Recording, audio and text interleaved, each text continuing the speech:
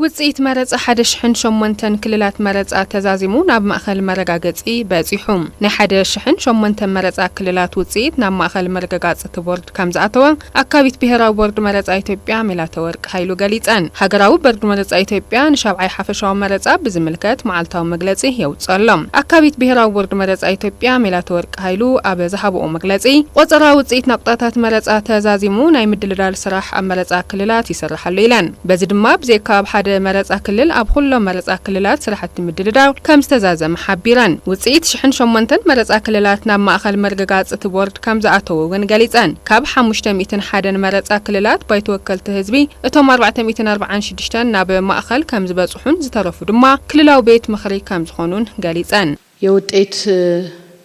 ቆጠራው በምርጫ ጣቢያ ደረጃ አልቆ ቆጸራ ውጽኢት መረጻ በበርኪ መረጻ ጣቢያታት ተዛዚቡ ናብ መረጻ ክልላት ተላኢኹ ኣብ መረጻ ክልላት ናይ ምድማር ስራሕቲ ተሰሪሑ ኣብ ኩለን መረጻ ክልላት ውጽኢት ተለጢፉ እዩ ካብ 1139 እቲ 1800 ካብ መረጋገጺ ማእኸል እቲ ቦርዲ ይርከብ እዚኦም ካብ 501 ቤት ምኽሪ ወከልቲ ህዝቢ 446 በጺሖም እዮም ካብ 628 ቤት ምኽሪ ክልል እቶም 562 ብድምር 1800 በቲ ማእኸል ናይ መጻሪ ስራሕቲ ናሰርሕሎም ይርከብ በማእከሉ የማጣሪያት ስራ እየተሰራላቸው ይገኛል በተወሳኺ ኣብታ ሃገር ኣብ ዝርከቡ ማዕቆብታትን ወተሃደራዊ ማዕስከራትን ዝካየድ ዘሎ መረጻ ከም ዝተዛዘመ ውጽኢቱ ይቁጸር ከም ዘሎን ሓቢረን በትናንትናው ዕለት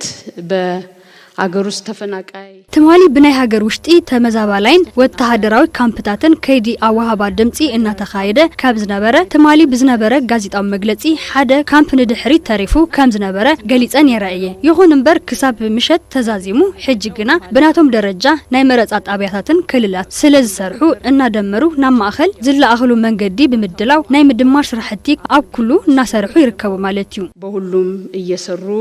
ይገኛሉ ማለት ነው